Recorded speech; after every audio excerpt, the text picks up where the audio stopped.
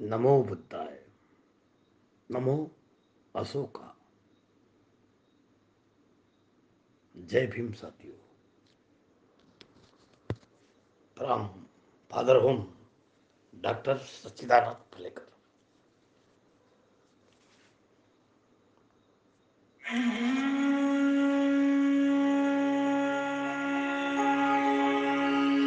बुद्धं शरणं गच्छामि। बुद्धं शरणं गच्छामि। धम्मं शरणं गच्छामि। धम्मं शरणं गच्छामि। संघं शरणं गच्छामि। संघं शरणं गच्छामि। बुद्धं शरणं गच्छामि। धम्मं शरणं गच्छामि। संघं शरणं गच्छामि। शरणं गच्छामि। धम्मं शरणं गच्छामि। संघं शरणं गच्छामि। शरणं गच्छामि। धम्मं शरणं गच्छामि। संघं शरणं गच्छामि। बुद्धं शरणं गच्छामि। धम्मं शरणं गच्छामि। संघं शरणं गच्छामि। बुद्धं शरणं गच्छामि। धम्मं शरणं गच्छामि। संघं शरणं गच्छामि। बुद्धं शरणं गच्छामि। धम्मं शरणं गच्छामि। संघं शरणं गच्छामि। बुद्धं शरणं गच्छामि। धम्मं शरणं गच्छामि। संघं शरणं गच्छामि। बुद्धं शरणं गच्छामि। धम्मं शरणं नमो बुद्धाय। फ्रॉम फादर होम डॉक्टर सच्चिदानंद फुलेकर। मेरे साथियों, या हम भगवान तथागत बुद्ध, प्रियदर्शनी सम्राट अशोक, परम पूज्य डॉक्टर बाबा साहेब आम्बेडकर, संत कबीर, संत रविदास, संत तुकाराम महाराज, संत जगराड़े महाराज, संत राजभोज, संत मीराबाई, संत जनाबाई, संत ध्यानेश्वर, संत गाडगे महाराज, संत तुकडोजी महाराज,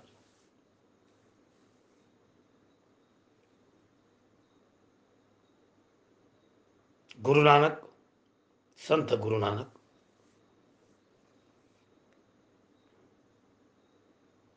सभी संतों के वाणी से ये फादर होम, फादर हाउस दिल से चाहता है दोस्तों, फादर होम एक ऐसा प्लेस बन रहा है जहां धार्मिकता और शिक्षण, धार्मिकता और शिक्षण, शिक्षण के साथ में धार्मिकता, ऊंचे विचार, ऊंचे आचार, यहाँ के बच्चे हर दिन सुंदर व्यवहार के साथ में आते हैं। यहाँ फादर होम में, फादर हाउस में ITI college, Vidya ITI college, Indutai memorial junior college art commerce science, senior college art commerce science, यहाँ पर विद्या सच्चिदानंद BBA, BCom, MBA और MA की भी क्लास लगते हैं साथियों। यहाँ मेडिटेशन और सभी धड़े दिखाए जाते हैं। यहाँ आदर्श सच्चिदानंद विद्या विहार है और उन आदर्श के साथ में यहाँ फादर होम की भी पार्टी लगी हुई है। अशोका लॉन यहाँ बनने जा रहा है, एक सुंदर प्लेस बनने जा रहा है। तुमसर के भूमि में याद करेंगे लोग एक सुंदर प्लेस जहां परम पूज्य डॉक्टर बाबा साहब आम्बेडकर का पूरे भारत में नहीं होगा इतना बड़ा स्टैचू है। और भगवान बुद्ध की प्रतिमा 62 फुट पर लगाई है। स्वर्ण महोत्सव पर भारत के तिरंगे झंडे को 75 फुट के हाइट पर फहराया गया है। महात्मा फुले की प्रतिमा का दर्शन आते ही स्कूल में होता है। सुंदरलाल में सावित्रीबाई, रमाबाई, जीजा माता, शिवाजी महाराज, इनके दर्शन होते हैं। मेरे साथियों, एक सुंदर शिक्षण क्षेत्र का प्लेस है जहां पर उचित शिक्षा दी जाती है। यहाँ पर बच्चों के लिए जेरॉक्स, यहाँ पर बच्चों के लिए सभी बातें उपलब्ध है। इवन दो चाय पानी कैंटीन के लिए भी आप आ सकते हैं। बहुत कम दाम में आपको ये सब बातें की सुविधा मिलेगी। ये क्षेत्र सुंदर फादर हाउस आपका स्वागत करता है। प्यारे दोस्तों, आओ बुद्ध वंदना के साथ हम आपका स्वागत करते हैं। नमो तस्सा भगवतो अरहतो सम्मा सम्बुद्धस्सा। नमो तस्सा भगवतो अरहतो सम्मा सम्बुद्धस्सा। नमो तस्सा भगवतो अरहतो सम्मा सम्बुद्धस्सा। बुद्धं शरणं गच्छामि, धम्मं शरणं गच्छामि, संघं शरणं गच्छामि, द्वितीयम्पि बुद्धं शरणं गच्छामि द्वितीयम्पि धम्मं शरणं गच्छामि द्वितीयम्पि संघं शरणं गच्छामि तृतीयम्पि बुद्धं शरणं गच्छामि तृतीयम्पि धम्मं शरणं गच्छामि तृतीयम्पि संघं शरणं गच्छामि पाणातिपाता वीरमणि सिक्खापदं समाधियामि अदिन्नदाना वीरमणि सिक्खापदं समाधियामि कामेषु मिच्छाचारा वीरमणि सिक्खापदं समाधियामि मूसावादा वीरमणि सिक्खापदं समाधियामि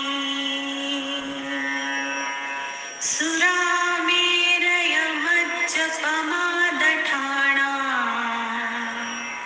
वीरमणि सिक्खापदं समाधियामि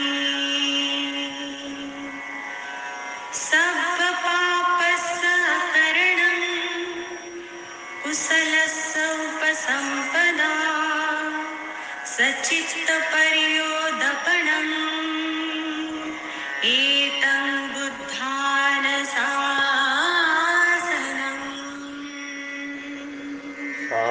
साधु साधु साधु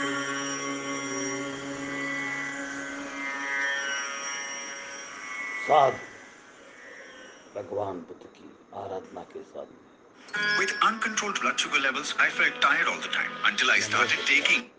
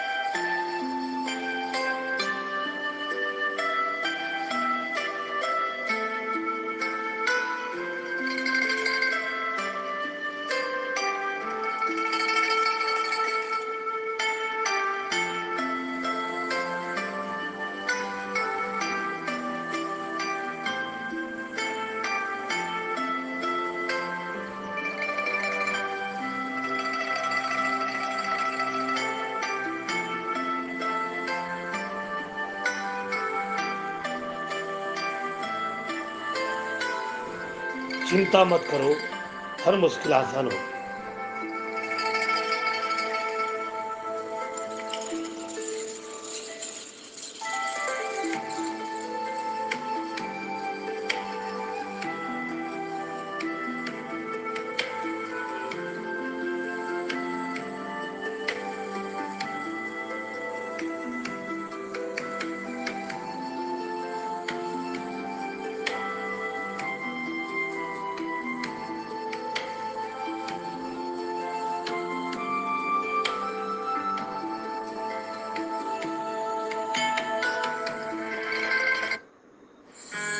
Experts told me that my constant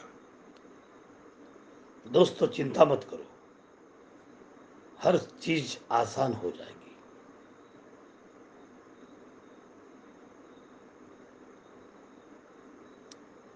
बड़ी लगती हैं जब तक हम उन्हें समझ नहीं पाते। एक बार समझ में आने के बाद हर मुश्किल आसान हो जाती है। अगर किसी समस्या को देख के आप चिंतित हो जाते हो तो ये कहानियां सुनने के बाद आपको ये समझ आ जाएगा कि किसी भी मुश्किल को आसान कैसे किया जाता है। इससे पहले कि आप इन कहानियों में खो जाएं, इस चैनल को सब्सक्राइब करना ना भूलें। तो चलिए कहानी शुरू करते हैं। एक बार गौतम बुद्ध एक वृक्ष के नीचे बैठकर अपनी साधना में लीन थे। ये ध्यान वो काफी दिन से कर रहे थे। एक दिन एक शिकारी उस रास्ते से जा रहा था। उसने महात्मा बुद्ध के बारे में काफी तारीफ सुनी थी, उनके स्वभाव के बारे में, ज्ञान के बारे में, लेकिन ये सब सुनकर भी वो उनसे संतुष्ट नहीं था। वास्तव में उसे महात्मा बुद्ध की इन बातों पर विश्वास नहीं था। उसने जब महात्मा बुद्ध को साधना करते देखा तो उसके मन में विचार आया कि क्यों ना बुद्ध की परीक्षा ली जाए, इससे उनकी असलियत का तो पता लग ही जाएगा। शिकारी वहीं पर खड़े होकर सोचने लगा कि क्या किया जाए।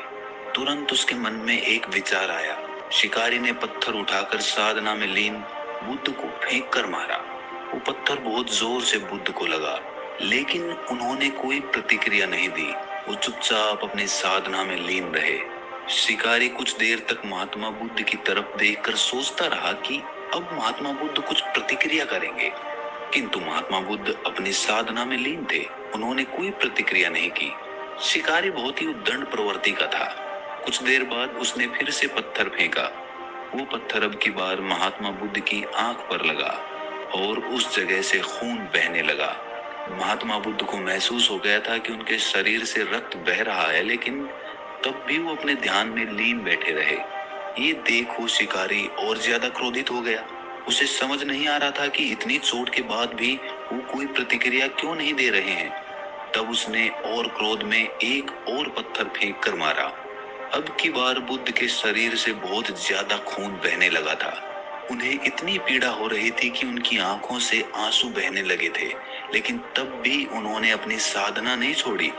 ये देख शिकारी से अब रहा नहीं गया और वो उनके पास जाकर बोला कि हे महात्मा, मुझे आपसे कुछ पूछना है। बुद्ध ने अपनी आंखें खोली। बुद्ध की आंखों की चमक से वो आदमी हैरान हो गया। बुद्ध ने कहा, पूछो, क्या पूछना है? शिकारी ने कहा कि जब मैंने आपको पत्थर मारा तो आपने कोई प्रतिक्रिया नहीं दी, जबकि चोट आपको लगी है, आपको पीड़ा भी हो रही है, लेकिन तब भी आपने कुछ नहीं कहा। तब महात्मा बुद्ध ने बड़ी ही सरलता के साथ कहा, क्योंकि इससे मेरे शरीर को कष्ट हुआ है, मेरे मन मस्तिष्क को नहीं।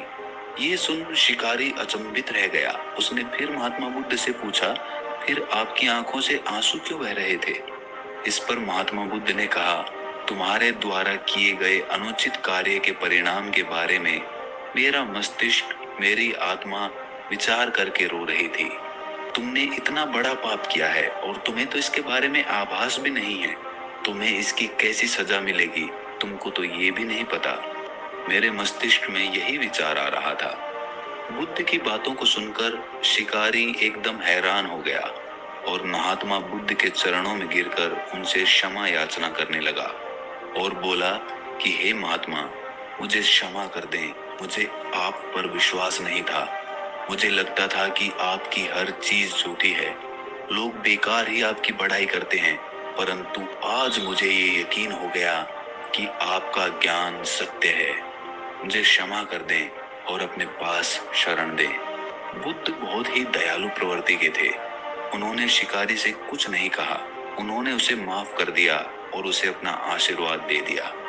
वो शिकारी महात्मा बुद्ध का आशीर्वाद पाकर एक महान साधक के रूप में जीवन व्यतीत करने लगा।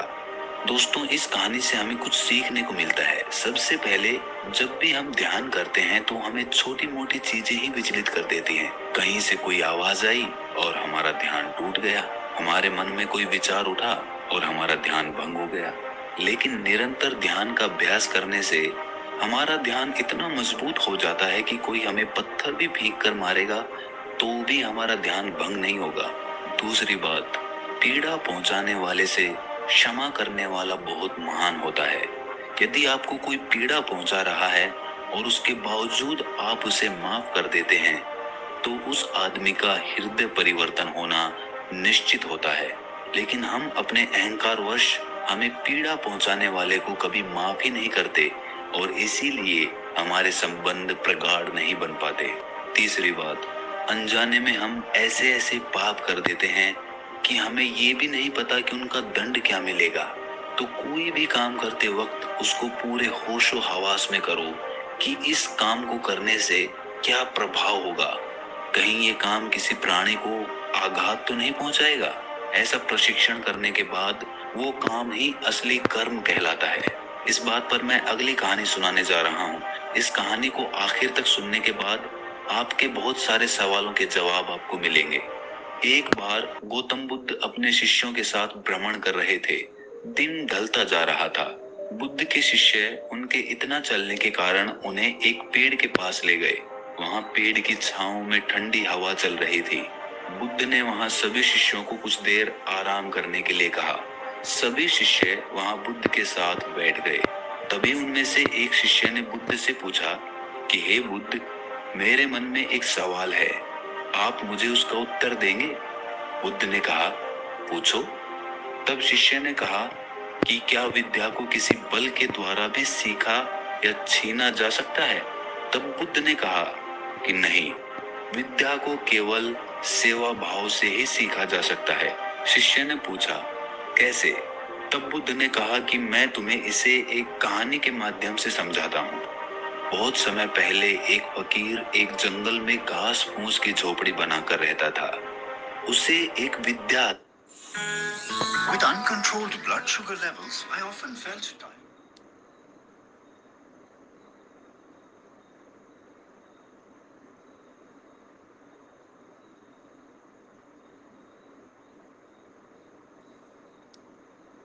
करनी होती थी। वो तभी इसका उपयोग करता था। एक दिन एक बहुत ही गरीब ब्राह्मण उसके पास आया। उस ब्राह्मण को अपनी बेटी का विवाह करना था, लेकिन उसके पास पैसे नहीं थे। उसने दुखी मन से ये सारी बात फकीर को बताई।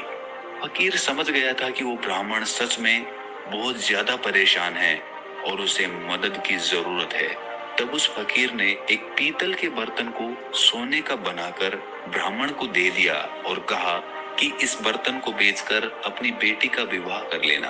उस ब्राह्मण ने फकीर से वो सोने का बर्तन लिया और सोनार के पास चला गया।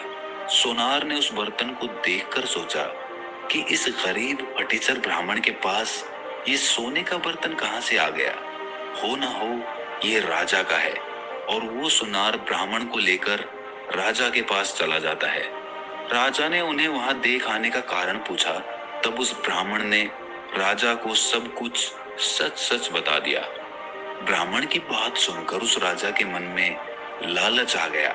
उसने उस ब्राह्मण को तो छोड़ दिया, लेकिन उसने मन ही मन सोचा कि क्यों ना ये विद्या फकीर से सीखी जाए। और उसने सैनिक को भेजकर फकीर को अपने पास बुलाया। सैनिक फकीर को अपने साथ लेकर आया। राजा ने फकीर से पूछा कि तुम पीतल को सोना बनाना जानते हो? फकीर ने कहा, जी राजा साहब। तब राजा ने कहा कि ये विद्या हमें भी सिखा दो। तब फकीर ने कहा कि नहीं, मैं आपको ये नहीं सिखा सकता। तब राजा ने कहा कि तुम जानते हो मैं कौन हूँ? फकीर ने कहा कि बहुत अच्छे से जानता हूँ। तब राजा फकीर से कहता है कि तुम्हें 15 दिन का समय देता हूँ। यदि तुमने मुझे ये विद्या नहीं सिखाई तो तुम्हें फांसी पर चढ़ा दिया जाएगा। अब राजा रोज प्रत्येक दिन फकीर के पास अपने एक सिपाही को भेजता था कि वो उसे विद्या सिखाएगा या नहीं, लेकिन फकीर रोज मना कर देता था। तब राजा समझ गया कि धमकी देकर या जोर जबरदस्ती से फकीर को नहीं मनाया जा सकता। तब उसने कोई दूसरा उपाय सोचा। जब 15 दिन पूरे होने में 7 दिन बाकी थे, तब राजा रोज फकीर के पास वेश बदल कर जाता है और रोज उसकी सेवा करता है। राजा ने फकीर की इतनी सेवा की कि वो खुश हो गया और फकीर ने पूछा कि बता तू क्या चाहता है? तब उसने कहा कि आप मुझे ये विद्या सिखा दीजिए जिससे आप पीतल को सोने में परिवर्तित कर देते हैं। फकीर मान गया और उसे वो विद्या सिखा दी और कहा कि याद रखना कि इसे तुम केवल दुखी लोगों की मदद के लिए ही इस्तेमाल करना। उसके बाद राजा अपने महल में वापस आ जाता है और जब 15 दिन पूरे हो जाते हैं तब वो फकीर को अपने महल में बुलाता है और उससे कहता है कि बता, तू विद्या सिखाने को तैयार है या नहीं। तब फकीर ने कहा कि नहीं। राजा ने कहा कि तुम्हें फांसी की सजा हो जाएगी। तब फकीर ने कहा कि आप मुझे फांसी ही चढ़ा दो। तब राजा हंसने लगता है और कहता है कि जिस विद्या पर तुम्हें इतना नाज है वो विद्या अब मैं जानता हूँ। और उसने फकीर को एक पीतल का बर्तन सोने का करके दिखा दिया। तब फकीर ने कहा कि राजन, तुमने ये विद्या किसी की सेवा करके सीखी है, किसी को डरा धमका कर ये नहीं सीखी जा सकती।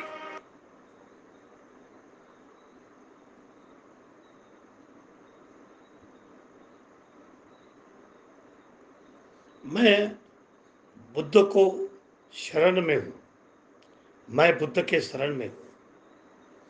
असल में ज्ञानी वो नहीं जो हजारे ज्ञान की बातें जानता है, परंतु उसका प्रयोग करता है।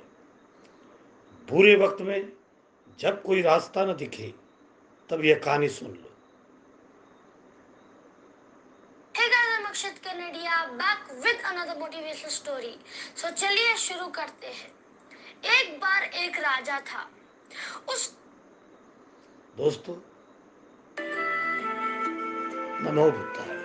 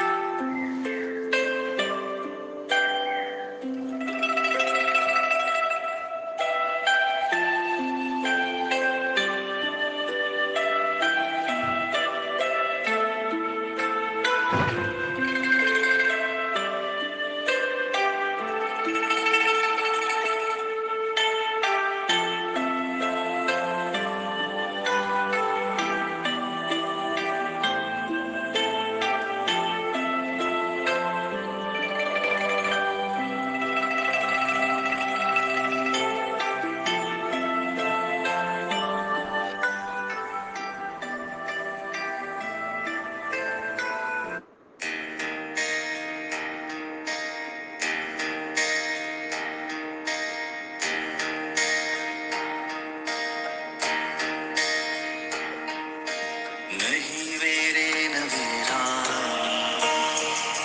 सम्मन्तिद गुदाचनम् अवेरेणे च सम्मन्ति एष धम्मो सनातनो।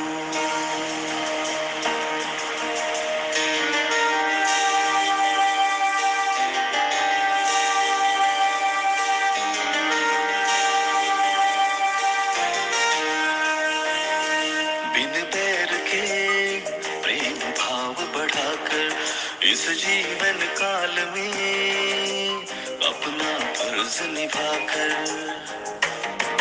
बिन बैर के प्रेम भाव बढ़ाकर इस जीवन काल में अपना फर्ज निभाकर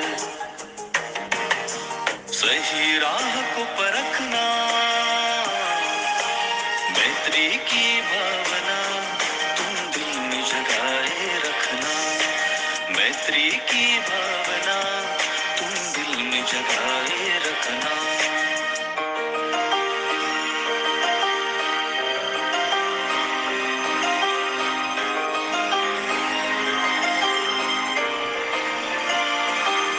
Let no one suffer for hatred and your anger. Let no one deceive another. May all be happy and secure. Manasarapaditte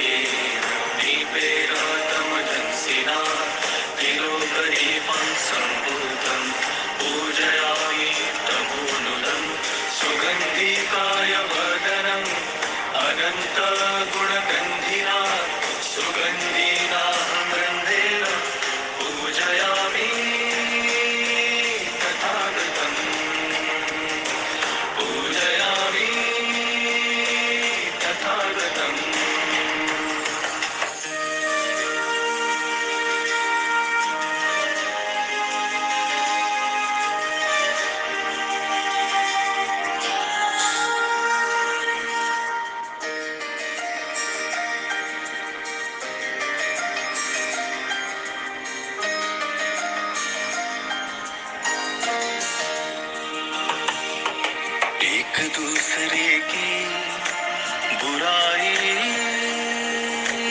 ना करे, एक दूसरे की बुराई ना करे,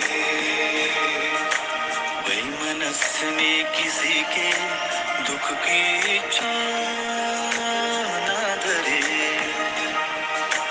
वैमनस्य में किसी के दुख की इच्छा ना धरे, संसार के सभी गम को मिटाकर आशाओं के नए मन में ख्वाब जगाकर कदम मिला के है चलना,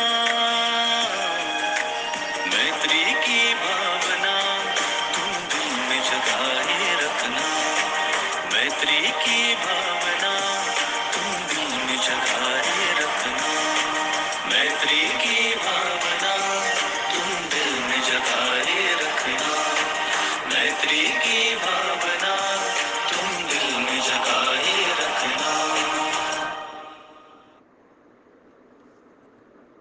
आशीर्वाद गाता सबोतियो विजयंतु सब रोगो विनसतु माते भवतवा रायो सुखी दीर्घायतु भवतु सब मंगल रखतु सब देवता सब बुद्धानुभावेन सदा तोतु भवतु सब मंगल रखतु सब देवता सब धम्मानुभावेन सदा सोतु भवतु सब मंगलम रखतु सब देवता सब संगानुभावेन सदा सोतु भवतु ते। जय मंगलम।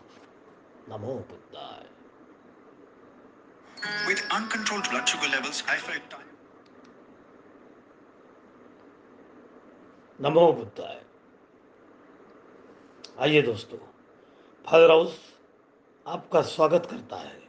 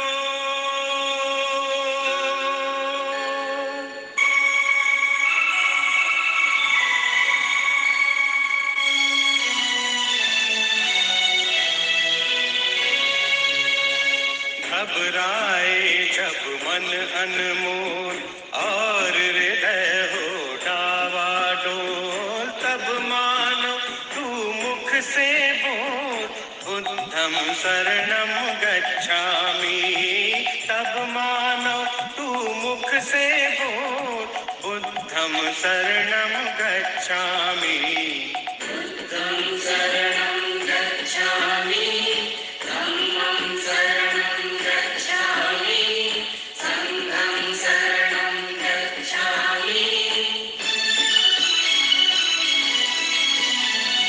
जब अशांति का राग उठे, लाल लहू का भाग उठे, हिंसा की वो आग उठे, मानव में पशु जाग उठे,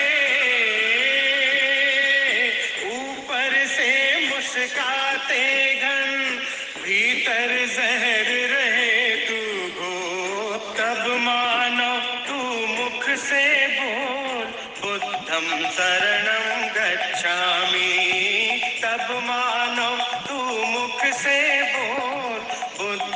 शरणं गच्छामि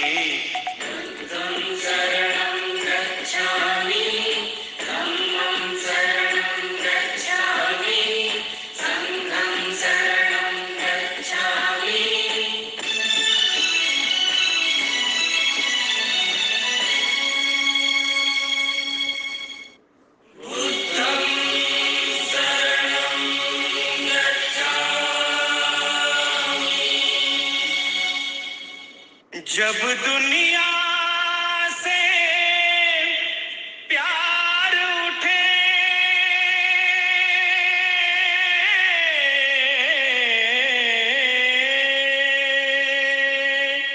जब दुनिया से प्यार उठे नफरत की दीवार उठे माँ की ममता पर जिस दिन बेटे की तलवार उठे धरती की काया कांपे अंबर जगमग उठे डोल तब मानो तू मुख से बोल बुद्धं शरणं गच्छामि तब मानो तू मुख से बोल बुद्धं शरणं गच्छामि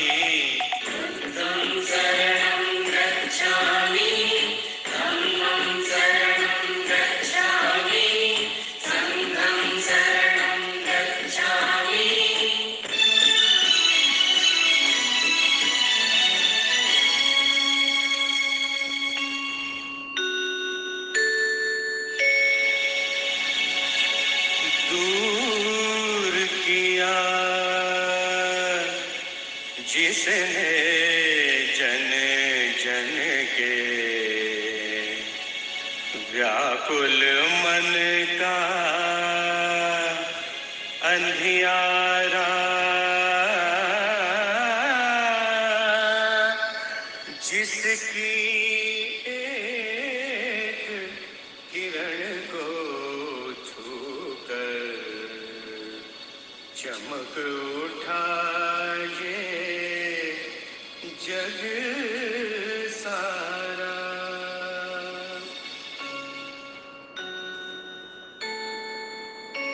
दीप सत्य का सदा जले दया अहिंसा सदा पले सुख शांति की छाया में जन गण मन का प्रेम पले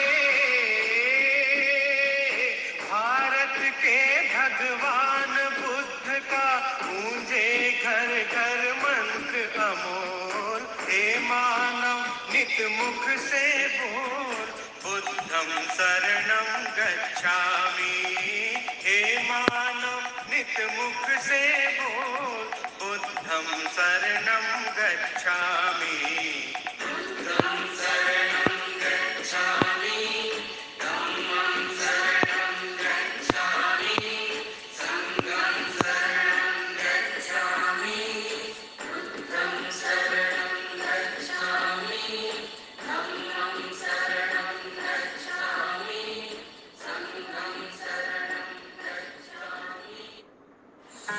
Experts told me that my constant tiredness could be due to uncontrolled blood. नमो बुद्धाय बुद्धं शरणं गच्छामि धम्मं शरणं गच्छामि संघं शरणं गच्छामि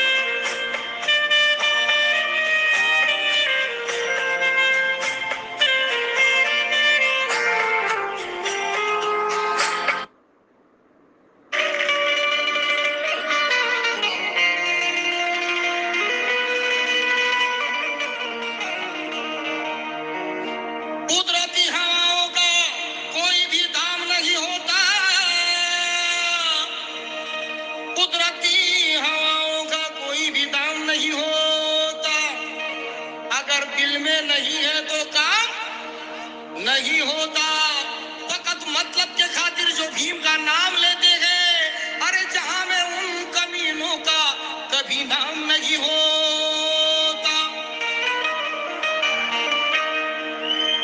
मराठवाड्याकडं मन हे कुणाचं वळालं नसतं, मराठवाड्याकडं मन हे कुणाचं वळालं नसतं.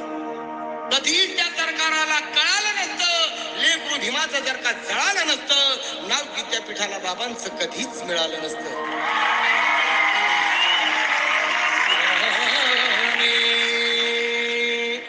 इश्क के जहां में लोग होते हैं, हमारी लोगों ने दीवानगी ना पहचानी. हम तो आशिक हैं, भीम जी पे मरते हैं, नाम पर उनके देंगे कुर्बानी.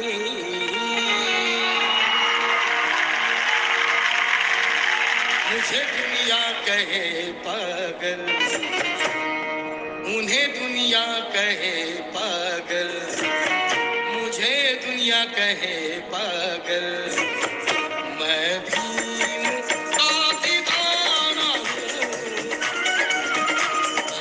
भीम का दीवाना हूँ.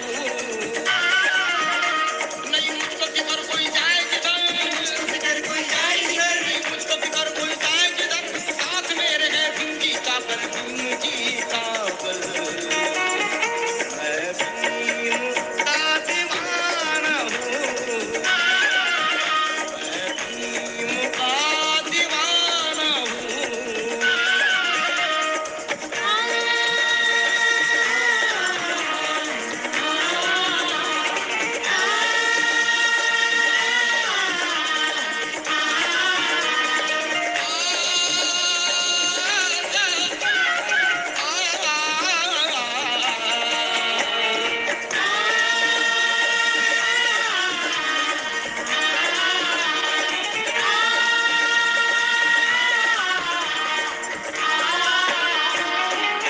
मैंने जीवन किया अर्पण भीम जी के चरणों में, मुझे किसी की नहीं परवाह, कोई जाए महलों में. कुटिया मेरी भली है साथियों, यही मेरा है करुणा कमल, यही मेरा है करुणा कमल. मैं भीम का दीवाना हूँ, मैं भीम का दीवाना हूँ.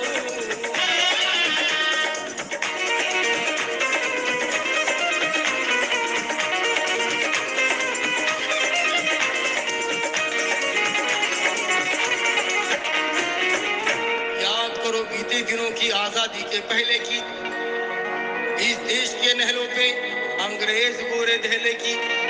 सागर के उस पार जिन्होंने 150 राज किया, कुचल तो डाले सुपुत मगर माँ भारत को बर्बाद किया.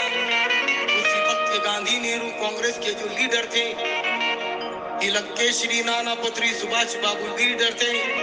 स्वतंत्रता के लिए सभी ने असमें कस्में खाई थी, और सिरिस जैसे बालक ने तो जान भी अपनी खोई थी. तब का नारा स्वतंत्रता का, सबको आजादी प्यारी थी. स्वतंत्रता के सभी मरीज थे, और स्वतंत्रता की बीमारी थी. इस देश के इनकलाबी भी हिसाब बेलगाम थे, और हम दलित इस देश में गुलामों के भी गुलाम थे. तो उसी गुलामी की जंजीर तोड़ने एक शोला भड़का था.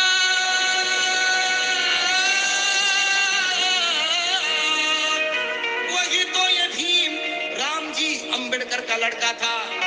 हुए लीडर आज घर घर, ये जमाना मतलबी है. तेरी राहत मेरी चाहत दुनिया में अजनबी है. तो पाया है भीम से ये गौतम, ना छोड़ूंगा मैं आंचल, ना छोड़ूंगा मैं आंचल. मैं भीम का दीवाना हूँ, मैं भीम का दीवाना हूँ. नहीं मुझको फिकर कोई जाए किधर, मुझको फिकर कोई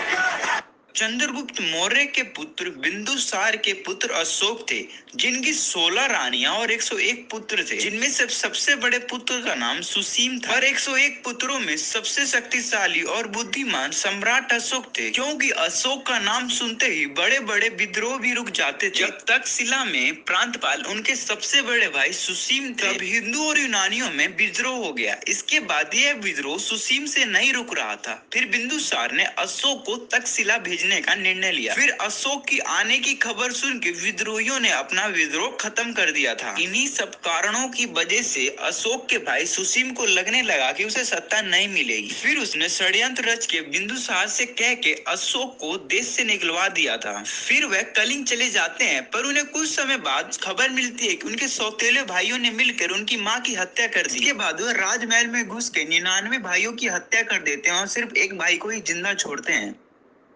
चंद्रगुप्त मौर्य के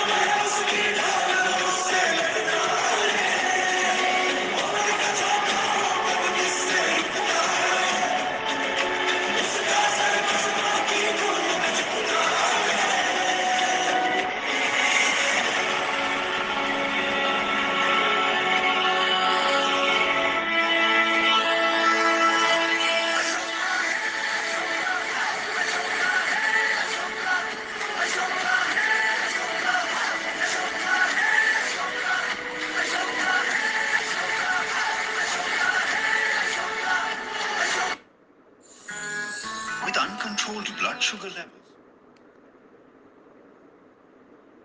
आओ दोस्तों, सम्राट अशोक भी हुए और सम्राट हमारा इतिहास कभी सही से बता नहीं पाया, लेकिन हम आपको एक छोटी सी कहानी बताते हैं।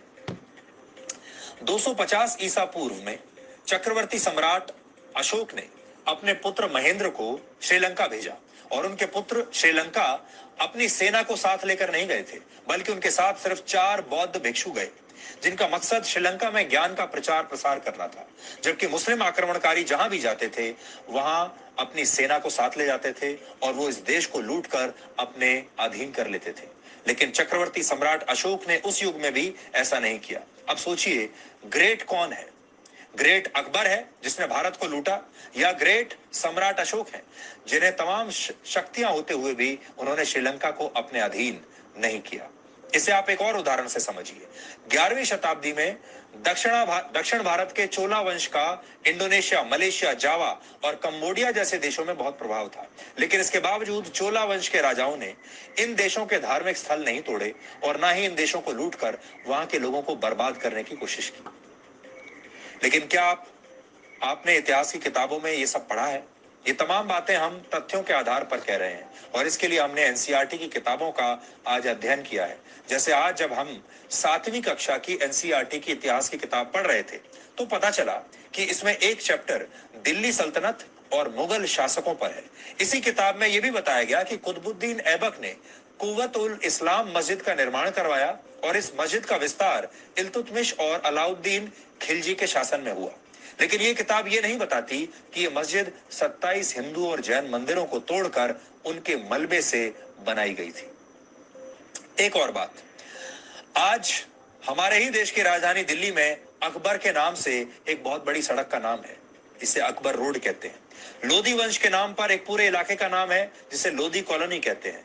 लोधी के नाम पर एक और बहुत बड़ी सड़क का नाम है जिसे लोधी रोड कहते हैं। दिल्ली में रहने वाला कोई भी व्यक्ति आपको 1 मिनट में बता देगा लोधी रोड कहां है, अकबर रोड कहां है, हुमायूं रोड कहां है, औरंगजेब लेन कहां है, बाबर लेन कहां पर, ये सब दिल्ली में है। इसी नाम से लोधी के नाम से ही हमारे दिल्ली शहर में एक लोधी होटल भी है जो आज भी लोधी के नाम से चल रहा है। औरंगजेब लेन भी दिल्ली में है, हुमायूं के नाम से हुमायूं रोड भी है, शाहजहां के नाम पर शाहजहां रोड भी हमारे ही दिल्ली में है। सोचिए ऐसा कैसे हुआ कि पिछले 75 वर्षों में हमारे देश की सरकारों और हमारे देश के लोगों ने भारत का दमन करने वाले इन लुटेरे मुस्लिम आक्रमणकारियों के नाम की सड़कें बिना पूछे इस्तेमाल वो करते रहे, बिना सवाल पूछे।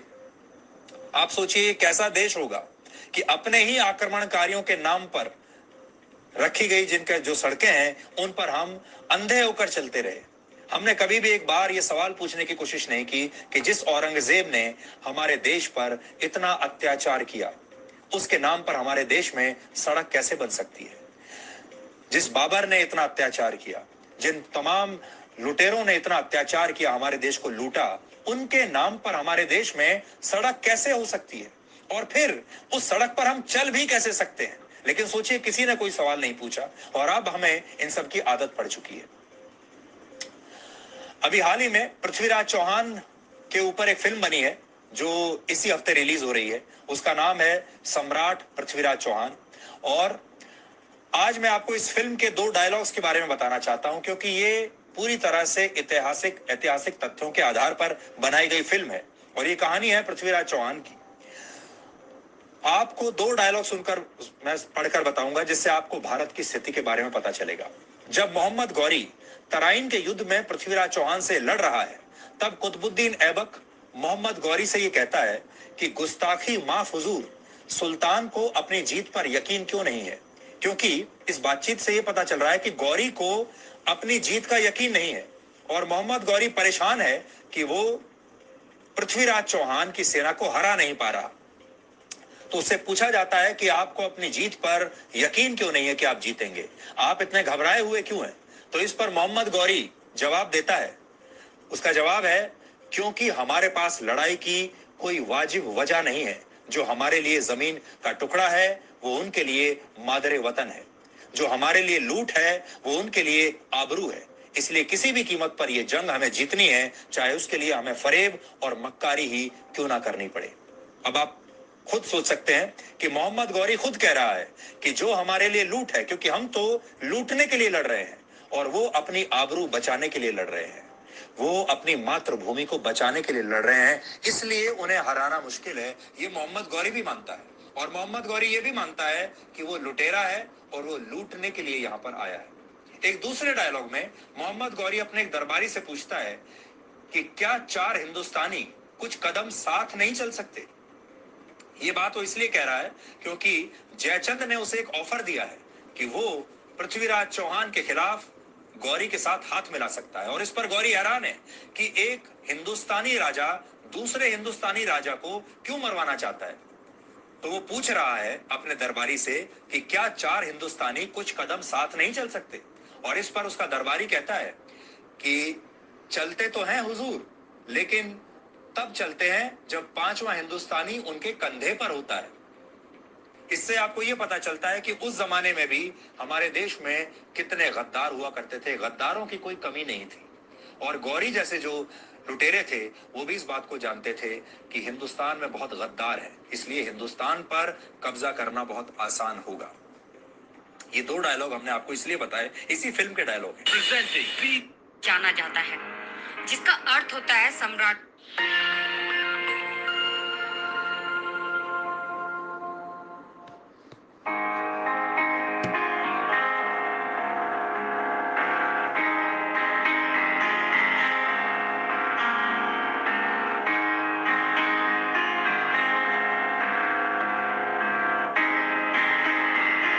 सम्राट अशोक की वो कहानी जो आपने नहीं सुनी होगी। आइए दोस्तों। अशोक मौर्य, जिन्हें सामान्यतः चक्रवर्ती अशोक सम्राट के नाम से जाना जाता है, जिसका अर्थ होता है सम्राटों का सम्राट। यह स्थान भारत में केवल सम्राट अशोक को मिला है। आज 4 अप्रैल को सम्राट अशोक की 2285वीं जयंती है। यह मौर्य वंश के सबसे महान शासक थे। उन्होंने लगभग पूरे भारतीय उपमहाद्वीप पर 268 ईसा पूर्व से 232 ईसा पूर्व तक राज किया। इतिहास के अनुसार अशोक बहुत कम उम्र में राजा बने थे।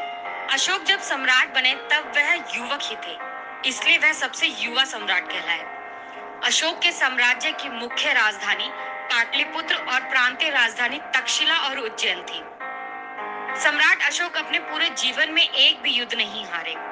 260 ईसा पूर्व में कलिंग में भीषण युद्ध में हुए रक्तपात ने अशोक का हृदय परिवर्तित कर दिया और उन्हें बौद्ध धर्म का अनुयायी बना दिया।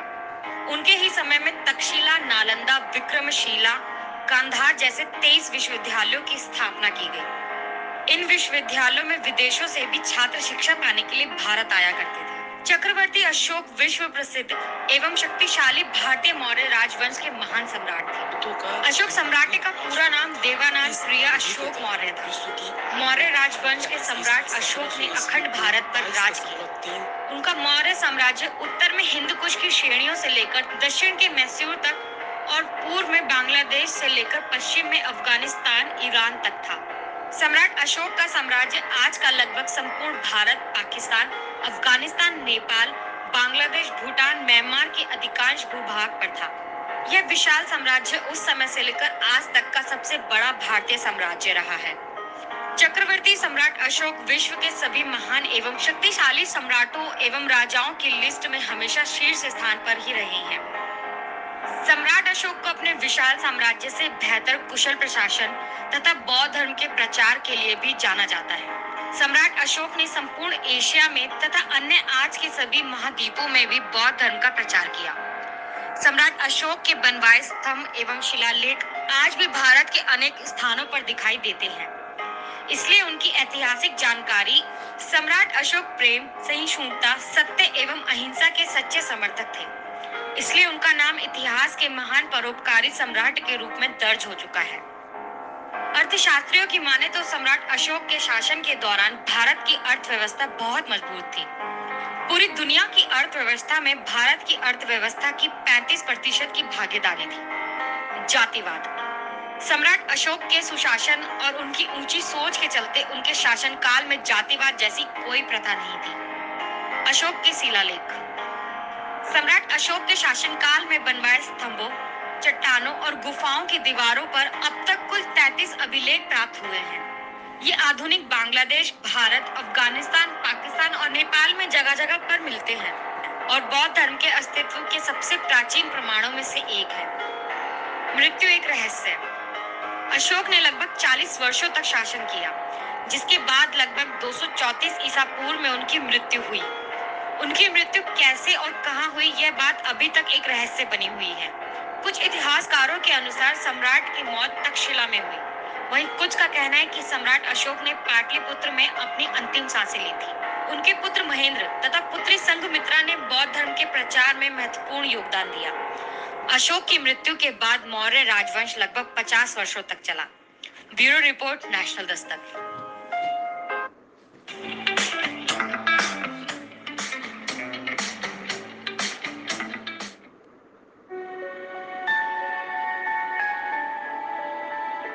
प्रधानमंत्री नरेंद्र मोदी ने 11 जुलाई को देश के नए संसद भवन की छत पर भारत के राष्ट्रीय चिन्ह अशोक स्तंभ की प्रतिमा का अनावरण किया। बताया जा रहा है कि जिस अशोक स्तंभ चिन्ह का पीएम मोदी ने अनावरण किया, उसका वजन 9,500 किलोग्राम है, जो कांस्य से बना हुआ है। इसके सपोर्ट के लिए करीब 6,500 किलोग्राम वजन वाले स्टील की एक सहायक संरचना का भी निर्माण किया गया है। इसकी ऊंचाई 6.5 मीटर है। अशोक स्तंभ की इस मूर्ति को कई चरणों में बनाया गया, जिसमें स्केचिंग, पॉलिशिंग सहित कई चरण शामिल हैं। अशोक स्तंभ के अनावरण के बाद से ही हर जगह इसकी चर्चा है। तो चलिए इस वीडियो में हम आपको भारत के इस राष्ट्रीय चिन्ह के इतिहास के बारे में बताते हैं। क्या है भारत के राष्ट्रीय चिन्ह का इतिहास? 15 अगस्त 1947 इसी दिन भारत को आजादी मिली, लेकिन भारत का संविधान 26 जनवरी 1949 को ग्रहण किया गया, जबकि इसे 26 जनवरी 1950 को अपनाया गया। इसी खास दिन के मौके पर भारत सरकार ने संवैधानिक रूप से राष्ट्रीय चिन्ह के रूप में अशोक स्तंभ को भी अपना लिया। लेकिन अशोक स्तंभ का इतिहास सिर्फ इतना ही नहीं है। राष्ट्रीय चिन्ह के तौर पर अशोक स्तंभ को ही क्यों चुना गया? अशोक स्तंभ आखिर कहां से आया? इसका क्या महत्व है? ये सब जानने के लिए हमें थोड़ा और पीछे जाना पड़ेगा। 273 ईसा पूर्व जब भारत में मौर्य वंश के तीसरे राजा सम्राट अशोक का शासन था। सम्राट अशोक इस दौर में काफी क्रूर शासक माने जाते थे, लेकिन कलिंग युद्ध ने उनकी पूरी जिंदगी बदल दी। इसमें हुए नरसंहार को देखकर सम्राट अशोक को बहुत धक्का लगा और उन्होंने राजपाट त्याग कर बौद्ध धर्म अपना लिया। बस यहीं से अशोक स्तंभ ने जन्म लिया। सम्राट अशोक बौद्ध धर्म अपनाने के बाद उसके प्रचार में जुट गए। बस प्रचार के तहत ही उन्होंने देश भर में इसके प्रतीकों के रूप में चारों दिशाओं में गर्जना करते हुए 4 शेरों की आकृति वाले स्तंभ का निर्माण कराया। अशोक स्तंभ में शेर इसलिए लगवाए गए क्योंकि भगवान बुद्ध को सिंह का पर्याय माना जाता है। दरअसल भगवान बुद्ध के 100 नामों में शाक्य सिंह, नरसिंह नाम भी है। इसके अलावा सारनाथ में भगवान बुद्ध ने जो धर्म उपदेश दिया था, उसे सिंह गर्जना के नाम से ही जाना जाता है। बस इसी के चलते बौद्ध धर्म के प्रचार के लिए शेरों की आकृति को महत्व दिया गया। इसके बाद सारनाथ में ही सम्राट अशोक ने ऐसा ही स्तंभ बनवाया जिसे अशोक स्तंभ कहा जाता है। अशोक स्तंभ में यूं तो 4 शेर होते हैं, लेकिन लोगों को सिर्फ 3 ही नजर आते हैं। इसकी वजह है इसका गोल आकार। अशोक स्तंभ के नीचे एक सांड और एक घोड़े की आकृति दिखाई देती है। इन दोनों के बीच में जो चक्र नजर आता है, वो राष्ट्रीय ध्वज का राष्ट्रीय चिन्ह है। कौन कौन कर सकता है अशोक स्तंभ का इस्तेमाल? अशोक स्तंभ के इस्तेमाल की परमिशन सिर्फ संवैधानिक पदों पर बैठे हुए व्यक्ति कर सकते हैं। इसमें भारत के राष्ट्रपति, उपराष्ट्रपति, प्रधानमंत्री, केंद्रीय मंत्री, राज्यपाल, उपराज्यपाल, न्यायपालिका और सरकारी संस्थाओं के उच्च अधिकारी शामिल हैं। हालांकि रिटायर होने के बाद कोई भी पूर्व अधिकारी, पूर्व मंत्री, पूर्व सांसद या विधायक बिना अधिकार के इस राष्ट्रीय चिन्ह का यूज नहीं कर सकता है। इस कानून के तहत अगर कोई आम नागरिक इस तरह अशोक स्तंभ का इस्तेमाल करता है तो उसे 2 साल की कैद और 5,000 रुपए तक का जुर्माना देना पड़ सकता है। बहरहाल इस वीडियो को लेकर आपकी क्या प्रतिक्रिया है, हमें कमेंट सेक्शन में जरूर बताएं। साथ ही देश और दुनिया से जुड़ी तमाम बड़ी खबरों के अपडेट्स के लिए सब्सक्राइब कीजिए हमारे यूट्यूब चैनल आज तक।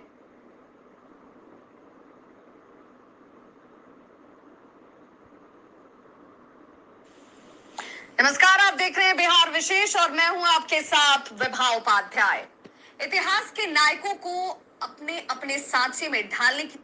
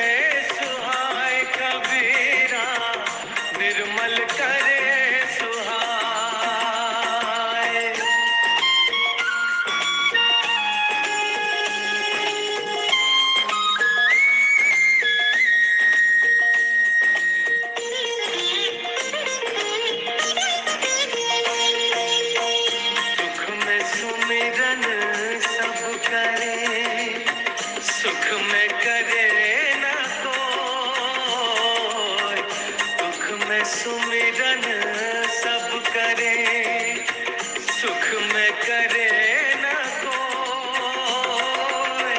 जो सुख में सुमिरन करे, तो दुख काहे होए कबीरा, तो दुख काहे होए।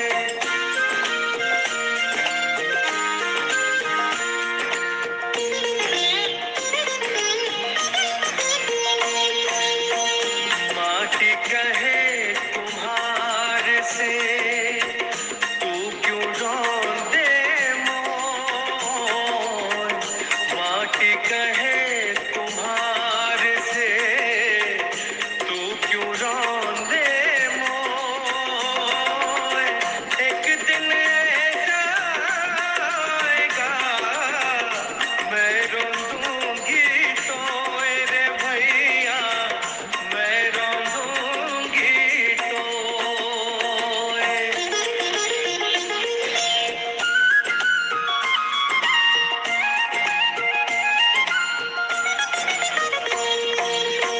मेरा मुझ में कुछ नहीं, जो कुछ है सो तेरा। मेरा मुझ में कुछ नहीं, जो कुछ है सो तेरा। तेरा तुझको सौंप दे, क्या लगे है मेरा कबीरा, क्या लगे है मेरा।